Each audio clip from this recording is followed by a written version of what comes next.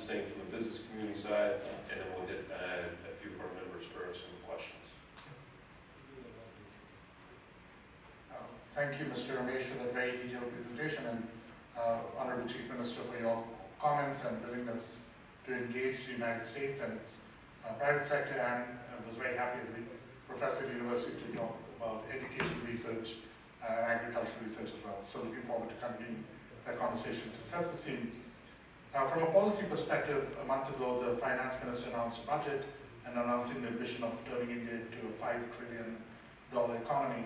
From the perspective of the state, if I may put you on the spot, given that we're off the record, what do you want from the central government to help you do the work in your state? What other reforms, what is the implementation of those reforms that is still lacking from the center that would enable Andhra Pradesh under your leadership to achieve its goals? And the second one is, I was very interested, I think a lot of folks around the room might be, to hear your thoughts on how to make Andhra and its residents more climate resilient. We've been hearing a lot of stories about water, drought, flooding, and of course the rising sea levels affects the state with a long coastline uniquely in many ways. I would love to hear your thoughts on how to engage the private sector, in particular a lot of technology and resources around this table to help build that resilience agenda. Thank you. I think central government's help, I think that is something what any state would require. All what I can say is we share a good relationship with central government and with the neighboring states as well. In fact, first time we have a situation where Telangana state government will be working together in a very strong way, where interlinking of rivers is taking place with both the states coming onto one single platform. So that's something which was never done before, never heard before. Something is happening now. So bilateral relations are very strong. As far as the other part is concerned, what Professor asked, we spoke about desalination plants, we spoke about interlinking of rivers, we spoke about electrical buses. All these are components where environment is looked at in a more positive way. So phasing out of 11,000 and odd diesel buses and bringing whole of them into electrical mode, 1,000 buses each, I think will be calling for a global tender. So it's a very strong, sustainable BOT model what could be evolved, because the current road transport corporation of ours is already in existence. It's just doing it with the diesel buses. And per kilometer, the cost per kilometer on diesel works out around about 15 to 16 rupees. Whereas if the same were to be converted into electrical, it's just 1.2 units kilowatt hours, 1.2 units. So probably it could be 3 rupees.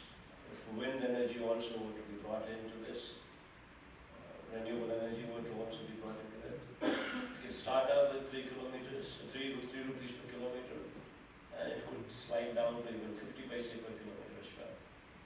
And to bring about profitability into this corporation, the entire the workforce, that is the drivers and the drivers and the conductors, the workforce, we are absorbing them into the government so that this corporation could be cleaner.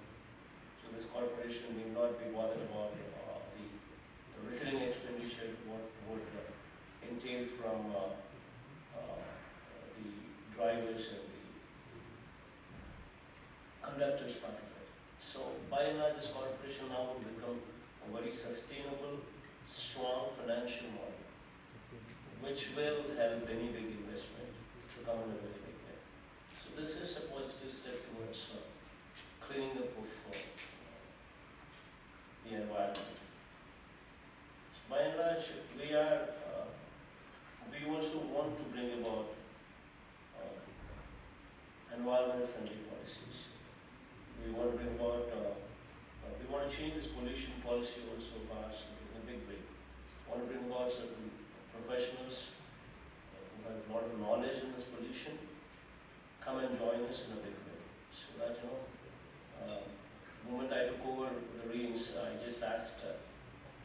someone in the government handling the pharma part of it, as to what the numbers officially were and what the numbers unofficially were. The toxic waste officially recorded is 30,000 tons. The unofficial records speak about 1 lakh tons. So the balance of 70,000 tons is either going into the sea or it's being burned into the air. So I just want to, so we decided that we need to bring in certain professionals into this who have a lot of knowledge as to what they're talking about, especially in pollution. So we want to take care, we want to handle the entire procurement of waste so that it could be handled properly. These are the few things what we would be going down the line. I think by and large we want to promote environment. Thank you very much. Picking up now on a theme that Dr. Ramesh brought up was the ease of doing business, which you can imagine this is a business association that's paramount for our members. So it's great to see that is something that's high on your priority list. The one thing that I would just comment that it's great to have a single point of contact. We do that here in the U.S. with states have a single point of contact. The key is that single point of contact is empowered to be able to drive the process. So it's not, if you have a single point of contact, it still takes a year because that individual is not able to drive the process quicker. So we've just emphasized empowering of that single point of contact to drive the process through as opposed to just managing it across the different agencies. So we're very encouraged to see that, and especially with how you opened today up, you kind of give the underpinning for doing business in a region with honesty, trust, and political stability, which are paramount and key for the businesses to thrive. One question, as AP has been known for certain sectors, we've talked a lot about agriculture, healthcare. What are the new sectors or the emerging sectors that you would like to encourage the business community, whether it be space, whether it be something in technology? What is it something that you would like to encourage American businesses to look at, to company with in order to grow and build and invest? Robert, as you said, I think the reason is, as you said, single point application. We just not want to just monitor that, we want to drive it. That's exactly the reason why we said it will be governed by the Chief Minister himself. I will be the chairman of that committee. And so that I think would set everything what the state is going to give. I think that would be done on a voluntary basis. And as far as everything what central government would have to be giving in, that we would pursue. And I think central government is also very proactive, and hopefully things will go off very smoothly. But not many of them require central government's permission that type of thing. So permissions by and large would be very speedy, and land and power and water, these are the things what will also be very, very, we will provide them. So I think absolutely no problems with that. And, coming to emerging sectors, where I just listed out quite a few of them. Something like have strong sea coast, what could be used, whichever way we want. Anything you want to export, we're there. Desalination plant, I just spoke about. Metros, we just spoke about. And BOT models, all these things can be taken up. Ports, we just spoke about. And then internal waterways. We have Buckingham Canal, that would be revived, which would straight away connect the entire coast from north to Chennai, including goes all the way to Chennai. So the ferrying cost is of course much cheaper than taking anything out of the road and taking anything through the rail. Ferrying cost is much cheaper, so that would be a phenomenally big project. It could set a change. I just spoke about electrical buses, and I said corporation. The bus corporation is very strong after removal of these employees from that part, and diesel versus electricity. I just spoke about.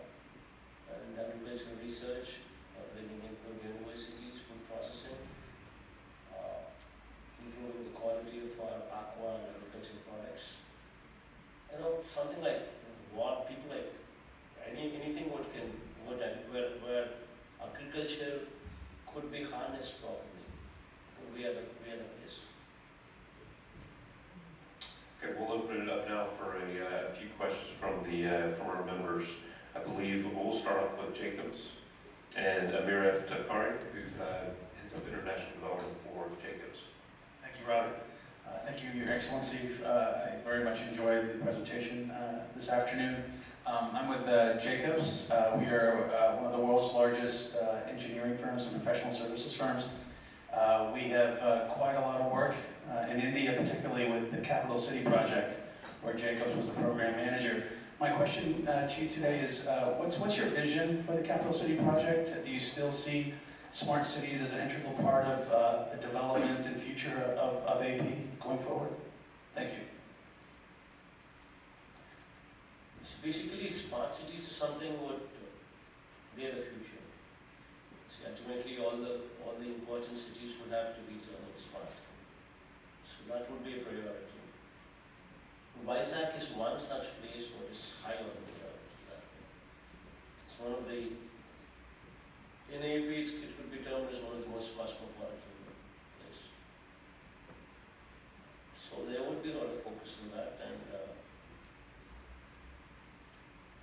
anything you have on that, you're always welcome. Support you and everything. Nelson Cunningham, President of McClarty and Associates.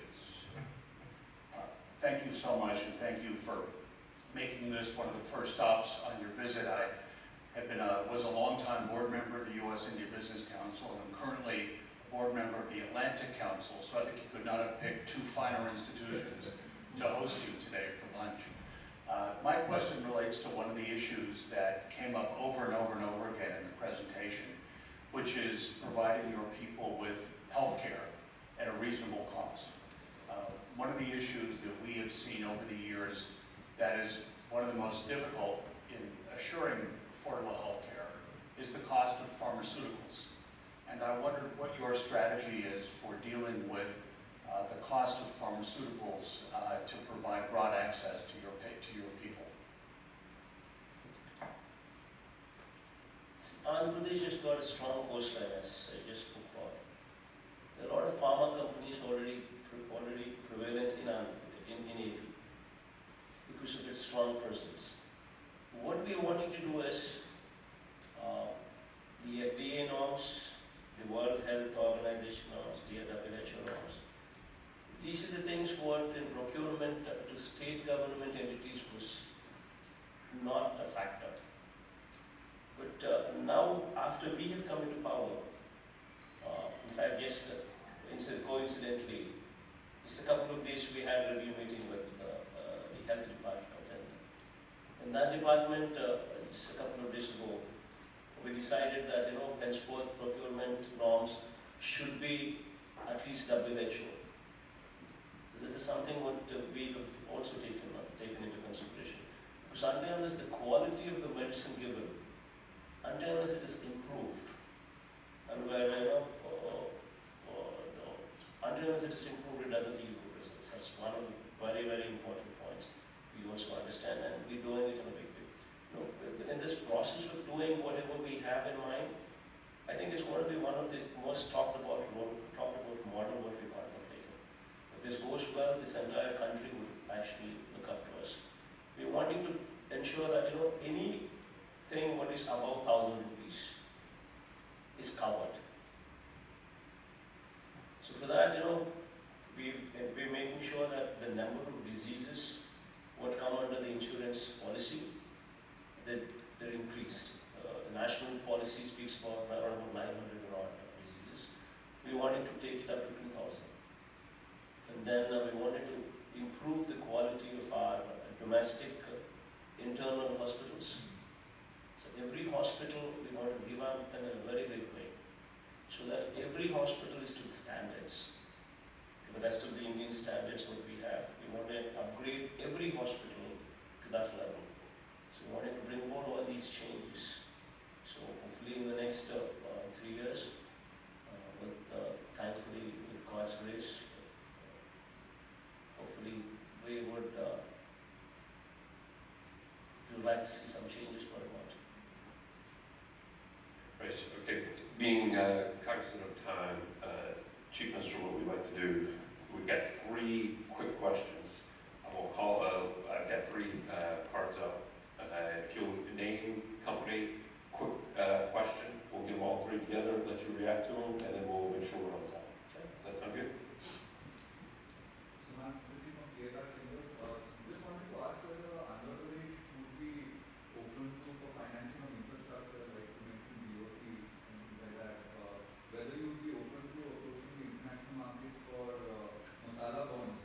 Kerala has successfully done that for financing such infrastructure, and the first and only state to do that. So, whether Andhra Pradesh would be looking at those models for financing infrastructure as well. Okay, thank you. Back to back. Thank you for coming.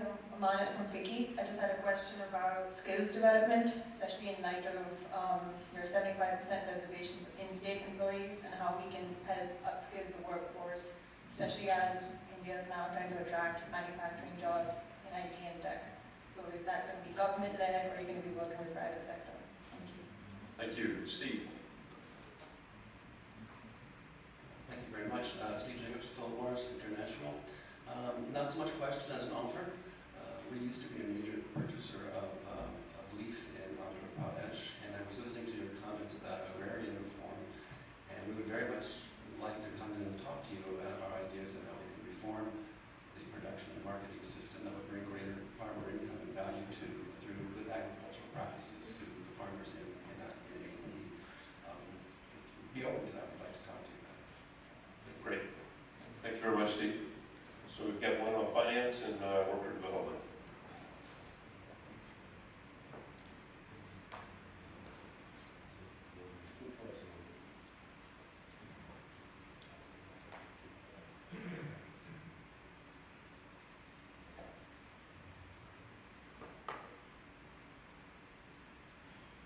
As far as masala bonds, these kind of avenues, we would have to look at it. Every avenue what needs to be looked into where cheap financing is available, the cost of the funds are low. I think that all those areas would have to be looked into. So I think even P.V. Ramesh himself, the background itself is he was REC chairman, Rural Electrification chairman, and he was finance secretary as well. Those kind of details, if you want to be, if you're interested, you could spend more time with you on that particular details. As far as skill development is concerned, this is one area where we would have to focus on. So to begin with, if we're taking one parliament decision, if we have 25 parliaments, we're taking one parliament decision and identifying one superior engineering college where the facility could be set up. And then in that facility, which would be funded by the state government,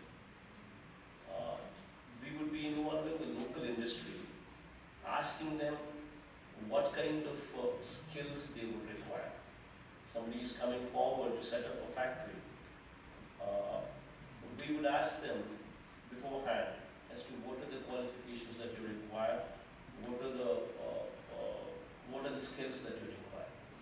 And we would be training them, training our children to suit their requirements. So it would be a combination of the local industry as well as the government who would be imparting training in these colleges that we identify as a hub where training could be given. And as far as taking external help, like as you said, that would be welcome. In fact, any evaluation that could be brought about, that would give confidence to the international community, that would give confidence to the people who are wanting to come and set up industries. I think that would be an important part. So anybody who's of that credibility, who holds that kind of certification, that kind of credibility, and who would help give confidence to the people who are coming here and wanting to set up their base here, it will be welcome for us. It will be a welcome decision. We would welcome. Very nice. Well, This, thank you. the other gentleman was talking about tobacco processing. And ITC is also very strongly present in our state. And we would definitely welcome that. This is one thing that requires, because only when there is competition, there is better rates. So you would definitely welcome that. We all like competition. Well, that concludes our question and answers. Before I move to thank the Chief Minister, I wanted to first thank members of our team here that put this all on today. You see them all running around here, Sid and Jay and Jeff G and Lauren, the whole team here, really a first-rate job. We're honored to have our members here today, but most of all, we're honored to host the Indian delegation from AP with the officials that you brought with you, but also Ambassador Shringla. And once again, your partnership and working with you has just been superb since you've been here since January. Mr. Chief Minister, you've been here, or you've been in office for just a couple months. You've already made a huge impact. We look forward to increasing that impact.